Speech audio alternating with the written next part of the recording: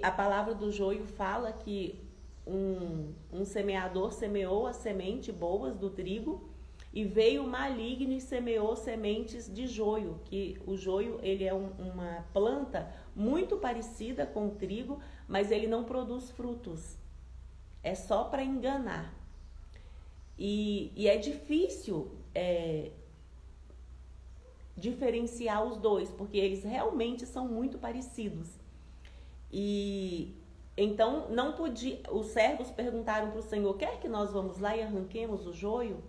E o Senhor falou: não, para que não venha arrancar junto com o joio também o trigo. Então deixa no último dia, no dia da colheita, arranca o joio e depois arranca o trigo. E aí os discípulos não entenderam isso. E eles falaram para Jesus: mestre, explica-nos a palavra do joio. E ele respondendo lhes disse: o que semeia a boa semente é o Filho do Homem.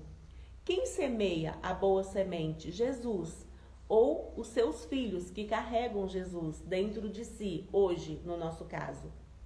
E Jesus, ele já semeou essa boa semente também através do Evangelho. Foi registrado toda a boa semente que Jesus semeou. O Filho do Homem, Jesus, semeou no mundo, plantou no mundo os filhos do reino, aqueles que o aceitaram, aqueles que aceitaram a sua palavra. A boa semente são os filhos do reino e o joio são os filhos do maligno. Então, essa lavoura aqui, os filhos do reino são o trigo, aqueles que aceitaram Jesus como seu único e suficiente Salvador, aqueles que acreditam em Deus como Criador dos céus e da terra, e os joios são o filho do maligno, aquele que não recebe Jesus como seu único e suficiente Salvador, aquele que não tem Deus como Criador do universo,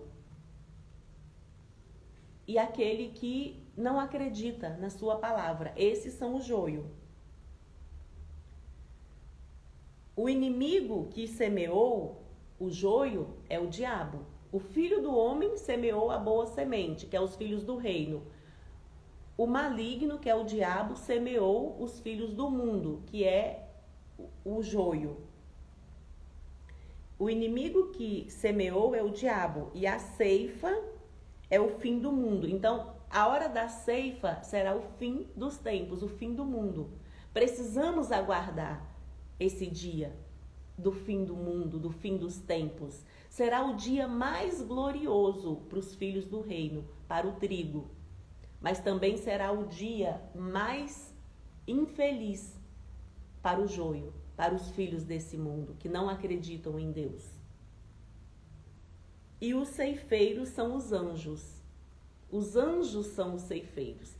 Não cabe a mim e a você julgar o joio,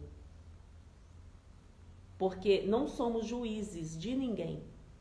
Deus, ele não nos colocou como juiz. Ele nos colocou como trigo, como boa semente.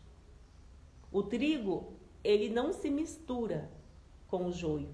O joio se mistura com o trigo. Ele fica ali querendo parecer trigo, mas o trigo não quer parecer joio. Porque se examinarmos o fruto, vamos ver que o fruto do trigo serve para alimentar multidões.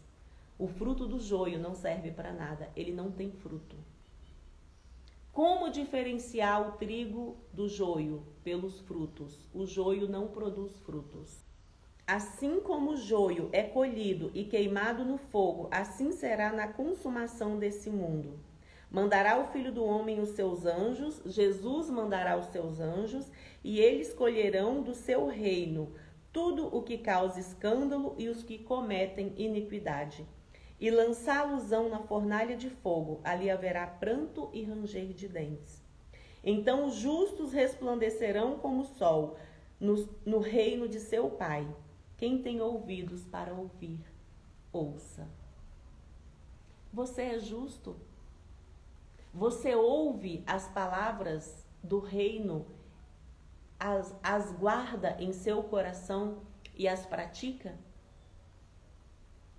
Porque não cabe ao homem decidir isso. É entre você e Deus. É você e Deus que decide.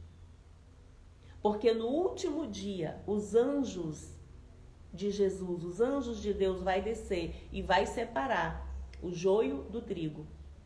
O joio vai ser lançado no fogo, porque não serve para nada. Não produziram frutos dignos de arrependimento. Não produziram frutos de misericórdia, frutos de bondade, frutos de amor ao próximo. Mas o trigo, aquele que ouviu a palavra, fez com que ela crescesse e frutificasse e prosperasse, esse será chamado: vinde benditos de meu Pai. A nossa luz resplandecerá como o sol no reino do nosso Pai. Há um reino nos aguardando. Precisamos acreditar nesse reino. Você que me ouve no YouTube, deixa o seu like, compartilhe esse vídeo com outras pessoas, deixa um comentário aqui embaixo. Se você tem alguma dúvida sobre esse assunto que tratamos nesse vídeo, deixa o seu comentário aqui embaixo.